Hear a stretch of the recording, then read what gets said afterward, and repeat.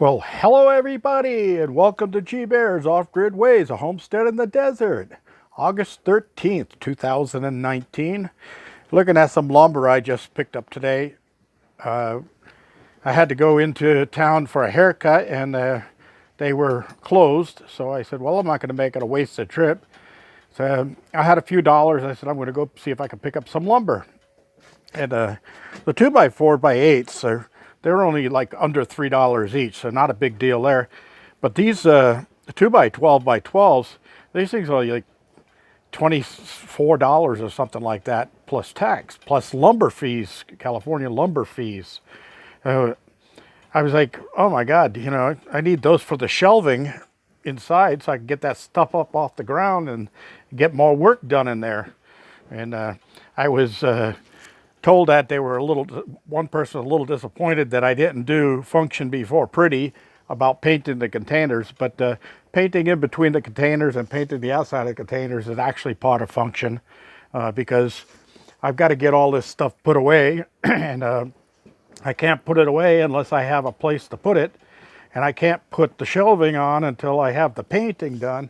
So one thing led to another. But yeah, I want to get the roofing on, but I don't have the cash for that right now.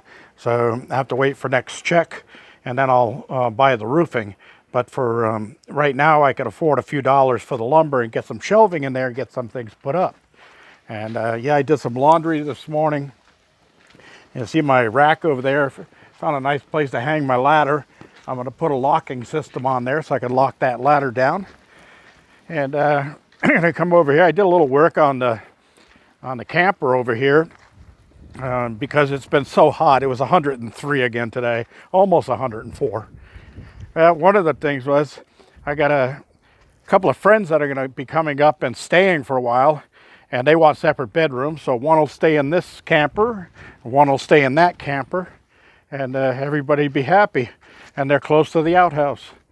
But I'm going to get the water working in this one so that and somebody can wash their face and things like that, brush their teeth, whatever. And Andy gave me a little tank that connects on here, sets down on here, and picks up the wastewater, so nothing will go to waste. But when I got over here to look at the water fill, and it says potable water only, sanitize, flush, and drain before using. So see the instruction manual, okay? Well, I don't have the instruction manual. I let Andy take that because he's working on getting a new plate on this and a copy of the title so that he can change it over to my name, because both of those are lost. But it didn't have a cover on here, and there was dirt inside of there. So I made this cover out of some stainless steel that I have, and I'll show you where that came from. But I put a little snap catch on here so you can just pop it up, put your water in, and lock it back down. I see scrap metal like that laying around, somebody tossed it in the desert or anything like that. I always grab it because, things like this come in handy. What was I going to do? Go buy another fill spout? Hey, why spend money when you don't have to? All you got to do is protect it so rainwater, dirt, and dust don't go in there, right? That's all it takes. So I took care of it. All right. So that, and I put a block under this side and leveled it. Also got a couple of broken cords here that the spring has gone out of. So I'm going to go pick up a roll of that stretch cord and get that all done. I'll just snake 2 new pieces through there. But yeah, leveled out, everything started fitting better, the door worked better and all of that. So it does like being leveled. And I got the jack ready to jack it up and pull that wheel and see what's going on with the bearings or the brakes, whichever is. All right, I'm moving on down the line. We're gonna go inside here. And everybody likes my no stupid people beyond this point sign. Okay, so here's the stainless steel piece that I used, and that's where I cut it off right down there. It was bent up and all of that, but it's still usable. See, it's got some bends and wrinkles and things like that. I can still use stuff like this, and as you can see, it came in handy. So I got out my little 4-inch grinder from Harbor Freight that I've had for about 17 years. And I started cutting and shaping as needed. Another thing was, today when I was driving down the road, after I left Home Depot, it was the strangest thing. Everything was running fine, and then all of a sudden, my transmission was acting weird.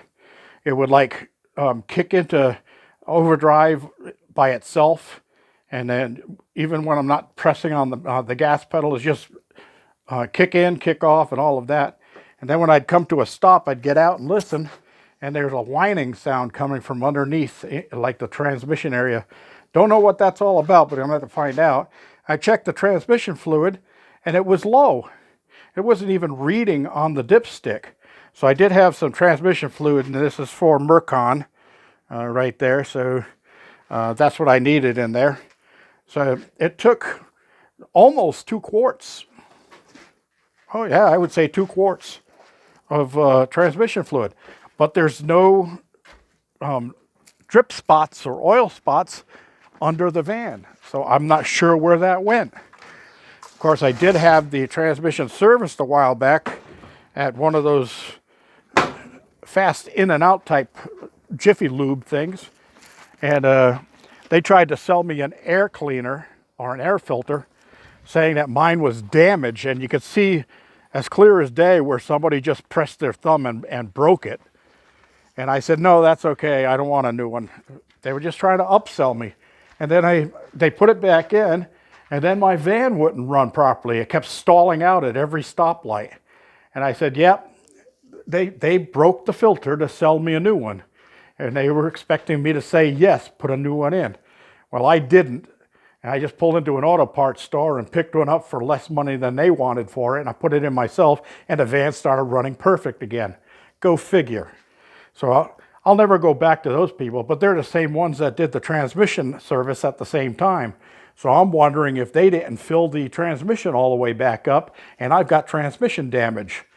I won't be happy if that's what it is, and I will publicize it. And I'll get to the automobile board and report them, put in a complaint about them, see if somebody else has too. Anyway, you can see that I did rake on through here. I've been in and out, so a bunch of my footprints there.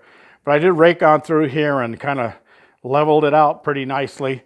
I've got one low spot right here. Didn't have enough dirt to rake into this area. It should be up like that, just below the curb. But it's probably an inch low down in this area and maybe 1.5 inches to 2 inches right there. So I'll get some more dirt. Once I move everything from this side, I can rake some more down. And I know that it's high on that side, so I'll get that all leveled out. And you'll see there's a gap underneath the container right there. Who knows? Could be critters crawling under the container and trying to get into this area. But if I set it all up like this, I'll know if it's them. All right, so that wood that's in there is going to be for putting shelving up on this side. And then I'm going to get as much of this stuff that could be stored away, long-term storage stuff, up onto that shelf. And I'm only going to come out 12 feet to start, but I'll be ready to continue whenever I get some more money. And I'll get most of the stuff out of here that can get up into storage. And then I'll paint this side, and then I'll put another set of shelving up there. Now I'll have more clearance on that side because that's the higher side, as you can see the way the roof goes up. And then once I've got the two together, they'll both be the same level going straight across. So right above the door, I'm going to come out 3 feet, and I'm going to put like a shelving unit across that way from shelf to shelf. So I have more storage right up there on top of the doorway. And I'll put stuff up there that I need to get to fairly easily. You know, like some of my mining gear and things like that, when I've got to grab it and get up to the mine or whatever, I can pull it right off the shelf there, have it right by the glass doors, have my van parked there, throw it in or put it in the 4-wheel drive and head up the hill. All right, got all that done, right? All right, let's move on down. Yeah, I got my bandwidth back today. That's why I'm not rushing too quickly here. I'm already coming up on 10 minutes on this video. I won't go much longer. No, don't need to bore you with any more.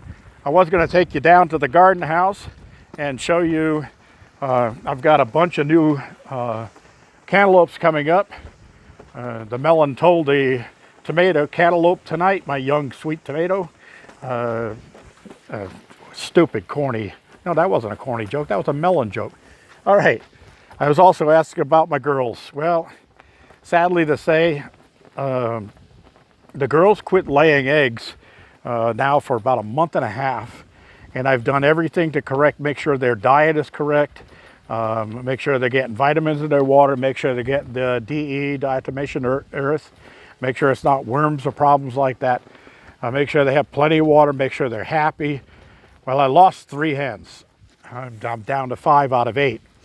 And I'm not sure what killed them, but my suspicions are there's a disease going around called Newcastle Disease. You can look that up on the internet. And it's not really good for the chickens. It won't hurt humans. I mean, if they do lay eggs, if you want to cull one out and eat it, it won't hurt you if they have Newcastle disease. But it's not very good for the chickens. And I'm letting these just live out their days as they are. And then if they find them dead, I'm not going to eat them, of course. So I just give them a burial, so that's over with. But I talked to one of the guys down here that sells chickens, and he says, yeah, there's still a ban on chickens in this county. You can't bring them into the county. There's a big fine if you do. There's a 40-day incubation period. Once you get them into the county, you got 40 days, and they got to be tested to see if they've got it. Well, the sad thing is, my research found out I haven't been around anybody that might have Newcastle, but you don't have to. All these little birds that fly around here, the wild birds, they can fit through that chicken wire. And they can transmit Newcastle disease from other chicken coops down to my chicken coop, and then take them from my chicken coop to another chicken coop once all of my hens are gone. So that's a real problem. So I'm not going to be able to get more chickens until this is all taken care of. And the next thing I got to do is, after all these hens have passed, I've got to go in there and disinfect that whole coop. I got to take out all the soil that's underneath that's got any of the chicken poop in it and all of that. And I've got to clean the soil up and treat the soil. And I've got to run disinfectant through everything. It's real hassle. I hope nobody else has that problem with Newcastle. Again, it's only my suspicions. I haven't verified it yet, but that's one of the things we have to deal with out here. I don't know where it came from. I don't know what can be done about it. From what I understand, there is no cure for it. So that's that. All right. And you don't want to get caught bringing chickens from another county up here, or vice versa. The fines, I understand, are outrageous. So you just got to do without chickens. And that forces me to buy eggs. Even though I'm feeding chickens, I'm not getting any eggs out of them. What can I say? All right, so that's about it for today. I'm going to call this a day, go inside, have a cold one, relax, make myself some dinner. Tonight is smoked trout on the barbecue with vegetables from the garden. And yeah, I got a whole bunch of cantaloupes all popping up there, all about the size of just a little smaller than a softball right now. But a lot of cantaloupe coming out, so I'll be enjoying cantaloupe probably next month sometime.